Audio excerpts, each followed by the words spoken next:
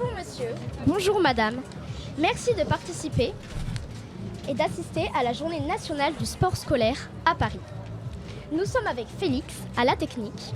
Je suis Merlin, jeune reporter, et voici mes collègues. Bonjour, je suis Elsa et nous avons comme invitée Madame Amélie Oudéa-Castéra, ministre des Sports et des Jeux Olympiques et Paralympiques, et Gabriel Attal, ministre de l'Éducation nationale et de la Jeunesse.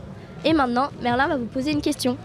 Monsieur le ministre, Madame la ministre, vous nous faites l'honneur de lancer officiellement le plus grand événement du sport scolaire, intitulé la Journée nationale du sport scolaire, en cette rentrée 2023. Quel symbole représente votre présence à Paris auprès des participants de cette journée ? Alors, qui commence ? Amélie. Qui tu choisis, Merlin, en premier ? Qui doit répondre ? Amélie, allez. D'accord. Amélie. Alors, c'est un super beau symbole. Parce que le sport est hyper important pour notre jeunesse. Qu'on est dans un moment formidable, parce qu'on a les Jeux Olympiques et Paralympiques. En ce moment, on a la Coupe du Monde de rugby, donc tout ça nous inspire.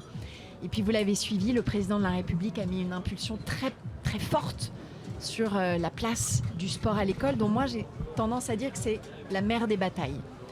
Et dans cette mère des batailles, le sport scolaire a un rôle ultra important, en plus de ce qui se passe avec nos professeurs de PS au cœur des horaires scolaires, et en plus de ce qui se passe dans le sport en club. Donc c'est une façon de célébrer tout ça et de féliciter la dynamique de l'UNSS, mais aussi de l'UCEP, de l'UXEL. Il y a 1,2 million d'enfants qui, chaque semaine, dans ces structures, s'éclatent, apprennent le sport, partagent des valeurs. Et donc, on voulait, avec Gabriel Attal, leur tirer un grand coup de chapeau et célébrer cette 10e journée du sport scolaire avec vous tous. Merci. Et du coup, et vous, c'est quoi votre réponse ? C'est une journée qui est très importante.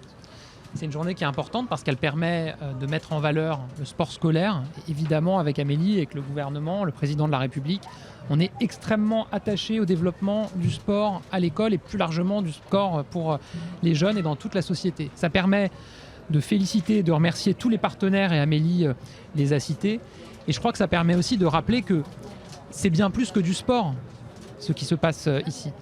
C'est des valeurs, c'est des règles, c'est de la solidarité, c'est du dépassement de soi. Et je crois que c'est des valeurs qu'on doit toujours rappeler dans la société, qui sont toujours très importantes. Et le sport permet aussi de les véhiculer.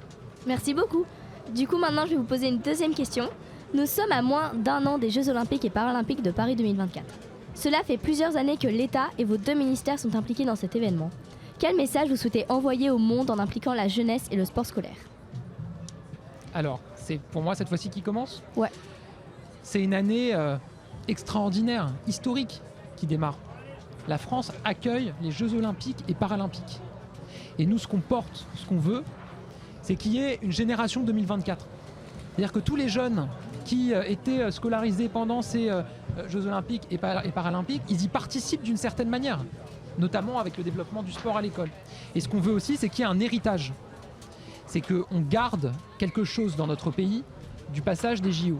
Il y a tout l'héritage, on va dire matériel, concret, des stades qui ont été construits, etc. Mais il y a l'héritage immatériel, ce qui n'est pas visible et tangible à l'œil nu, mais ce qui va rester. Et notamment la pratique sportive à l'école. C'est pour ça qu'on déploie beaucoup d'initiatives, vous le savez. On s'appuie sur les Jeux Olympiques et Paralympiques pour déployer les 30 minutes d'activité physique quotidienne en primaire, les 2 heures de sport en plus par semaine au collège. Donc, ce qu'il en reste et le message qu'on veut envoyer, c'est une très grande mobilisation autour du sport dans notre société et notamment à l'école. D'accord. Et au-delà de l'héritage, on a envie que vous viviez vraiment cette année scolaire au rythme des Jeux Olympiques et Paralympiques. Il y a la rentrée où avec vos professeurs, il y a des focus sur l'hymne olympique, sur les valeurs de l'olympisme, sur l'histoire de l'olympisme, puisqu'on sait que le baron de Coubertin ou Alice Milia ont joué un rôle super important dans cette histoire. Donc il y a beaucoup de très très belles histoires à partager. Et d'ailleurs, sur Eduscol, le site de l'Éducation nationale, il y a eu une première publication de très beaux contenus qui vont permettre d'animer ce travail dans les classes. Et la journée qui nous rassemble aujourd'hui, en fait, c'est l'un des 4 temps forts de la place de l'école dans notre aventure vers les Jeux. On a la semaine olympique et paralympique qui se profile au printemps, qui avait l'an dernier réuni 1 million d'élèves.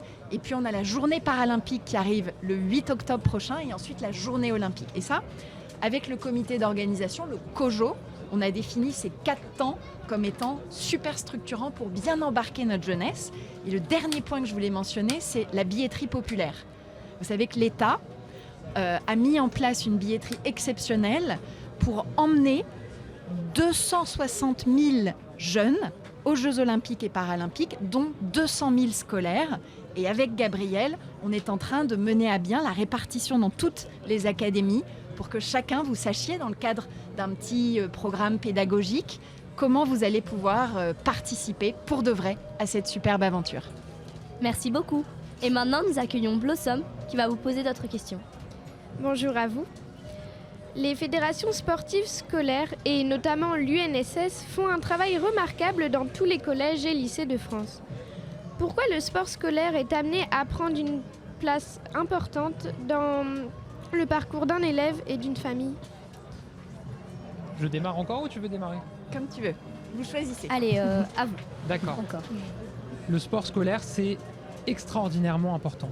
Et moi, je veux vraiment saluer et remercier nos 38 000 profs d'EPS qui, dans les établissements scolaires, permettent à l'activité sportive de se déployer. Pourquoi est-ce qu'il faut que ça soit dans le cadre scolaire ? Parce que le fait que ça soit à l'école, ça permet que tous les jeunes puissent y accéder. Sinon, il peut y avoir des freins, même si, et Amélie reviendra peut-être, on cherche à les lever avec du soutien pour des activités en dehors de l'école. Mais le fait d'avoir dans l'école une pratique sportive qui est plus développée, ça garantit que tous les élèves et tous les jeunes peuvent en bénéficier. Et on sait qu'on a besoin du sport, encore une fois, on en a besoin pour des questions de santé, on en a besoin pour des questions de valeurs que j'évoquais tout à l'heure.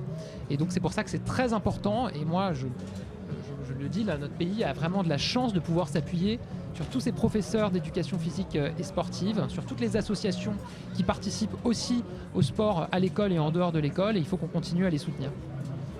Oui, parmi les 38 000 profs de PS que Gabriel a mentionné, on a une superbe proportion qui s'engage dans le sport scolaire. Moi, je veux vraiment à nouveau leur redire notre reconnaissance là-dessus. Et le modèle est superbe en France. Parce que pour 20 €, les familles peuvent préparer cette participation de leur enfant à ces activités qui permettent de choisir son sport.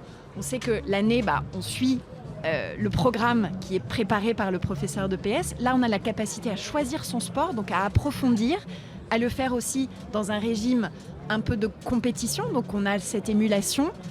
On va au bout de sa passion. On le fait en plus avec les copains qu'on retrouve, souvent le professeur qu'on connaît et avec lequel on a ses habitudes. Donc le cadre est hyper propice. Et en plus, il y a l'apprentissage de valeurs. Je pense aussi à des jeunes qui, par exemple, ont envie de s'ouvrir à des activités comme l'arbitrage et qui peuvent le faire dans le cadre de l'UNSS. D'accord. Merci. C'est parfait. Merci Très beaucoup. bien. Merci. Merci.